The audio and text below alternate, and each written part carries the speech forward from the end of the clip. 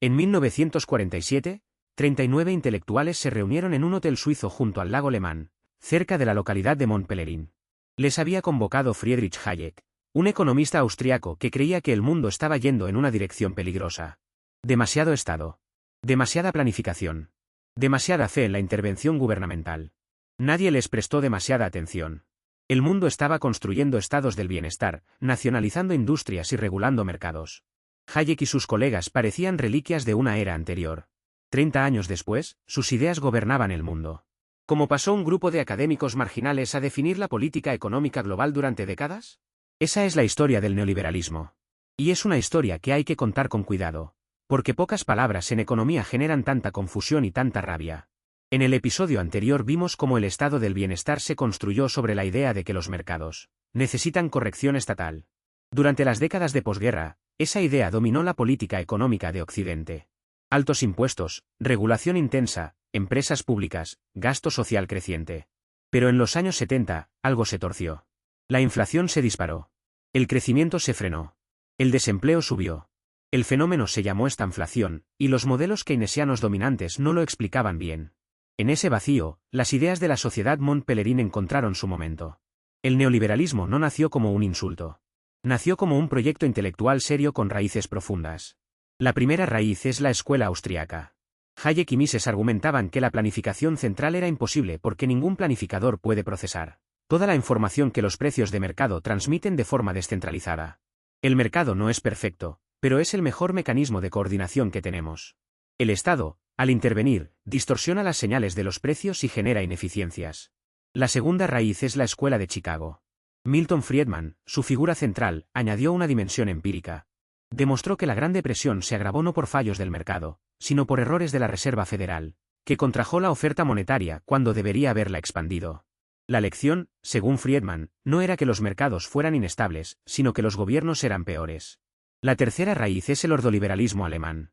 Este enfoque, menos conocido fuera de Alemania, argumentaba que el mercado necesita un marco institucional fuerte, reglas claras, competencia genuina, un Estado que actúe como árbitro pero no como jugador.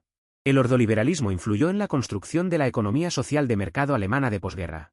Lo que estas corrientes compartían era una desconfianza profunda hacia la intervención estatal en la economía. Pero diferían en matices importantes.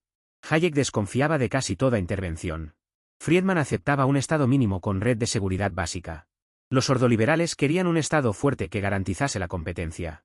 Llamar a todo esto neoliberalismo es una simplificación, pero es el nombre que se ha impuesto. En 1979, Margaret Thatcher ganó las elecciones en Reino Unido. En 1981, Ronald Reagan llegó a la presidencia de Estados Unidos. Ambos convirtieron las ideas de Mont-Pelerin en política real. El programa era claro. Reducir impuestos, especialmente a las rentas altas y a las empresas. Privatizar empresas públicas. Desregular mercados, sobre todo el financiero. Debilitar a los sindicatos. Reducir el gasto social. Controlar la inflación a través de la política monetaria, no de la fiscal. Los resultados fueron mixtos, y esa es la única forma honesta de describirlos. La inflación se controló. En Estados Unidos, Paul Volcker, presidente de la Reserva Federal, subió los tipos de interés hasta niveles que provocaron una recesión brutal pero acabaron con la espiral inflacionaria. En Reino Unido, la política monetaria restrictiva tuvo efectos similares. El crecimiento económico se recuperó en ambos países, aunque las causas son debatidas. Los defensores del modelo atribuyen la recuperación a las reformas. Los críticos señalan que la recuperación coincidió con la caída del precio del petróleo y con otros factores, independientes de la política económica. La desigualdad aumentó. En Estados Unidos, la renta del 1% más rico pasó de captar aproximadamente el 8% de la renta nacional en 1980 a más del 20% en 2015. En Reino Unido, el patrón fue similar. Los defensores argumentan que la desigualdad es un precio aceptable por el crecimiento. Los críticos responden que el crecimiento benefició desproporcionadamente a los que ya eran ricos. La desindustrialización se aceleró. Comunidades enteras que dependían de industrias tradicionales, como la minería en el norte de Inglaterra o el acero en el Rust Belt estadounidense, fueron devastadas. Las nuevas industrias de servicios y tecnología crecieron, pero en otros lugares y para otros trabajadores. Si Thatcher y Reagan aplicaron el neoliberalismo en sus propios países, el consenso de Washington lo exportó al mundo en desarrollo. En 1989, el economista John Williamson acuñó ese término para describir un paquete de 10 reformas que el Fondo Monetario Internacional el Banco Mundial y el Tesoro de Estados Unidos recomendaban, y a menudo imponían como condición para recibir préstamos, a los países en desarrollo. Disciplina fiscal. Liberalización comercial. Privatización. Desregulación. Apertura a la inversión extranjera. Los resultados en América Latina, la principal región receptora de estas políticas, son genuinamente ambiguos. La inflación se controló en países que habían sufrido hiperinflación crónica. Las economías se abrieron y se modernizaron en muchos aspectos. El comercio creció. Pero las privatizaciones fueron a menudo corruptas, beneficiando a élites locales y a inversores extranjeros a costa de los servicios públicos. La apertura comercial destruyó industrias locales que no podían competir. Los programas de ajuste estructural recortaron gasto social en países donde la pobreza era ya extrema. Argentina es el caso más citado. Siguió las recetas del consenso al pie de la letra durante los años 90. Y en 2001, el sistema colapsó en la peor crisis económica de su historia. En el este de Asia, la historia fue diferente. Los tigres asiáticos, que habían crecido con fuerte intervención estatal, enfrentaron la crisis financiera de 1997. El FMI impuso condiciones de austeridad que, según muchos economistas, agravaron la crisis en lugar de resolverla. Joseph Stiglitz, entonces economista jefe del Banco Mundial, criticó duramente las recetas del fondo. Fue una fisura dentro del propio establishment. Si el consenso de Washington fue cuestionado por sus resultados en el mundo en desarrollo, la crisis financiera de 2008 cuestionó el modelo en su propio corazón. La desregulación financiera, piedra angular del programa neoliberal, había permitido que los bancos asumieran riesgos que resultaron catastróficos.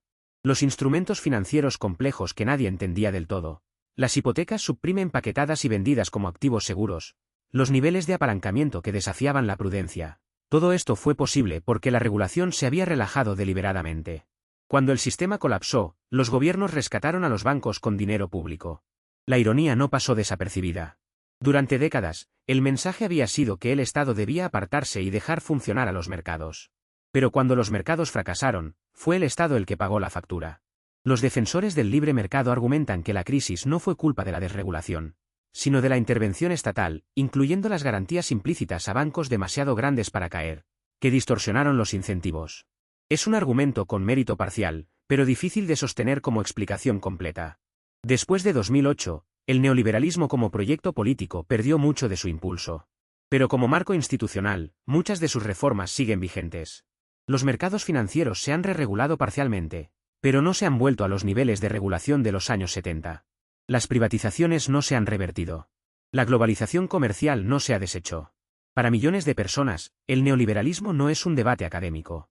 Es una experiencia vivida. Para los que prosperaron en la nueva economía de servicios, tecnología y finanzas, las décadas neoliberales fueron de oportunidad sin precedentes. Carreras globales, movilidad, acceso a bienes baratos producidos en todo el mundo. Para los que dependían de industrias tradicionales, de empleos estables con sindicato y pensión, esas mismas décadas fueron de pérdida. Pérdida de empleo, de estatus, de comunidad, de certidumbre sobre el futuro. La desconexión entre estos dos mundos explica gran parte de la política contemporánea. El ascenso del populismo, tanto de izquierda como de derecha, tiene raíces económicas profundas.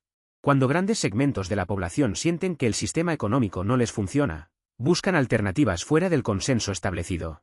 3 ideas para llevaros de este episodio. Primera, el neoliberalismo nació como un proyecto intelectual serio en respuesta a problemas reales. La estanflación de los 70 y los excesos de la planificación estatal.